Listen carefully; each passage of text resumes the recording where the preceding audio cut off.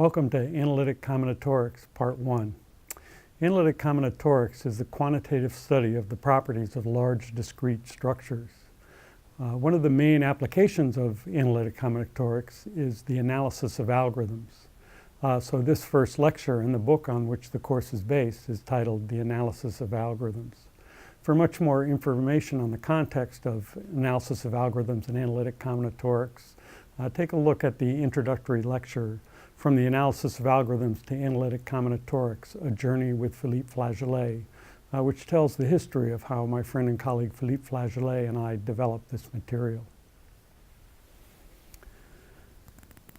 So to talk about the analysis of algorithms, we'll begin with some history and some motivation.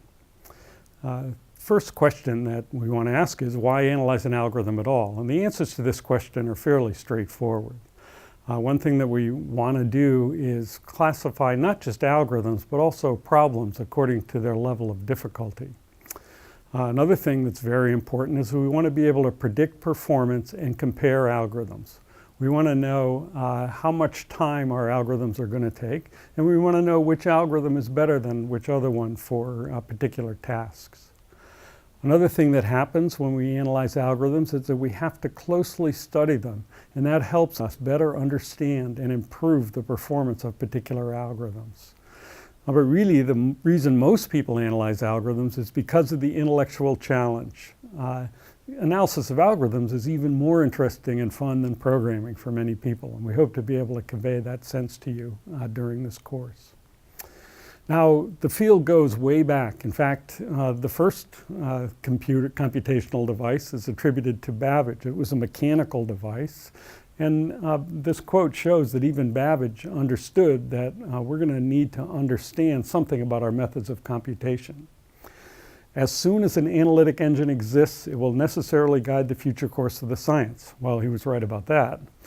Whenever any result is sought by its aid, the question will arise, by what course of calculation can these results be arrived at by the machine in the shortest time? That was very important to Babbage because this thing was mechanical. In fact, if you look closely, there's a crank. And the question Babbage was interested in was, how many times are we going to have to turn the crank? Obviously, a very important question. And really not so different than the kinds of questions that we ask today when we ask whether we can get a task done before our cell phone runs out of battery power or whatever other scarce resource we care about. Even Turing, which many people think of as a theoretician, was very practical when it came to actually getting things done with computers. He says, it is convenient to have a measure of the amount of work involved in a computing process, even if it has to be a very crude one. We may count up the number of things that various elementary operations are applied in the whole process. Again, this is 1940s, before computers were coming into widespread use, but Turing saw that we're going to have to know how our algorithms are performing, and we're going to have to be able to count the resources they consume. But the field really came into existence in the 1960s when Don Knuth published the first of his series of 7 volumes, 4 of which have now been published. And he's the one who really put this study of the analysis of algorithms on a scientific basis. Before Knuth, people thought that it was going to be just too complicated to really figure out what kind of resources programs consumed. And Knuth simply laid out pretty straightforward steps for what we need to do to analyze an algorithm.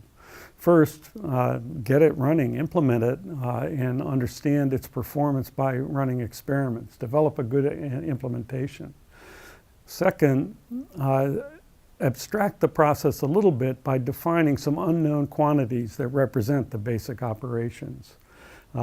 Then determine the cost of each basic operation, and then develop some kind of model for the input, and with that model, analyze the frequency of execution of the unknown quantities. Each one of these tests have a little bit of complication to them, but still they're relatively straightforward. And with all that information, then we can calculate, say, the total running time, which is for every quantity, we just add up its frequency of execution times its cost. A very straightforward process and pretty close to the one that I'll be talking about in the next segment of this lecture. This has great benefits. First, as I mentioned, it's the scientific foundation for analysis of algorithms. It gives us a process whereby we can develop mathematical models, develop hypotheses about performance and comparing algorithms, and then test those hypotheses scientifically. You certainly can predict performance and compare algorithms if you analyze algorithms a la Knuth. Now, it does have some drawbacks. The first drawback is the input model might be unrealistic, and that's certainly still a problem that plagues people today. And the second drawback is that there might be too much detail in this analysis, and that is a bigger problem that actually we try to address with analytic combinatorics. So that'll be a theme that we'll come back to often in this course, is how do we suppress detail while still getting accurate results. Now, in the 1970s and even up to the present day, the study of algorithms has revolved around books by Aho, Hopcroft, and Ullman, Corman, Lyserson, Revest, and Stein, and others. And they try to address Knuth's drawbacks by, first of all, just analyzing the worst case costs. And what that does is it takes the model pretty much out of the picture. What we want is a guarantee on the worst case running time of an algorithm. And the second thing is we just use big O notation and just try to get an upper bound on the worst case cost. And that's a way to get a lot of the detail out of the analysis. So we're looking at a guaranteed upper bound on the cost of an algorithm. And that addresses both of those drawbacks of Knuth, and then the idea is to classify algorithms according to this cost. And that was extremely successful approach that unleashed really an age of algorithm design, where people will be able to try out all kinds of new ideas and drive down these guaranteed worst case costs, with the ultimate goal of developing optimal algorithms where the worst case cost is equal to the best possible. But this approach also has a drawback, and the serious drawback of this approach is that you cannot use it generally to predict performance or compare algorithms. That's an elementary fact that's often overlooked, but in this course it's important to lay out right at the outset. So here's an example, two very familiar sorting algorithms. We have which I'm sure everybody is familiar with in this course. Quicksort, the worst case number it compares is quadratic. You can have the algorithm, and we'll look at this algorithm in more detail later to make that obvious for you, those of you that haven't seen it. So according to the classification from the theory of algorithms, it'd be classified as an ON squared or a quadratic algorithm. Merge sort, we can prove the worst case number it compares is n log n, and actually any algorithm has to use that much, so you could say that merge sort is optimal, and it gets classified as an n log n algorithm. And that's where the theory of algorithms would leave those, but it's a problem because quicksort actually is twice as fast as merge sort in practice, and it uses half as much space.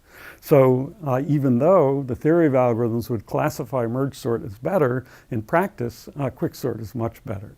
And there's many, many examples like this, hashing versus balanced binary search trees, and many, many others, examples like this.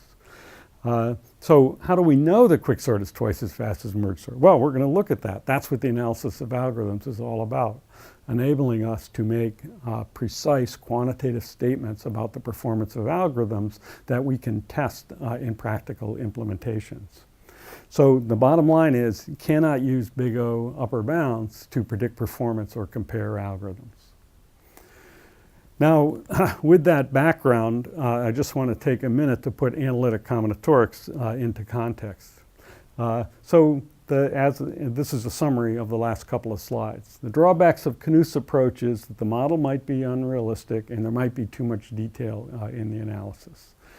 The Ahu or CRLS approach, the worst case performance might not be relevant and can't use big O upper bounds to predict performance or compare algorithms. What analytics combinatorics can provide is, number one, by the end of part 2, you'll see calculus for developing models that can help us use more complicated models to help understand algorithm performance, and also can provide general theorems that allow us to avoid too much detail in the analysis. In this course, in part 1, we're going to take a look from the beginning of the underlying mathematics and try to describe just what analytic combinatorics is, and then look at a lot of classical results in analysis of algorithms and combinatorics to set the stage for part 2, where we get to the real recent research and developments in analytic combinatorics. That's a history and motivation for the analysis of algorithms.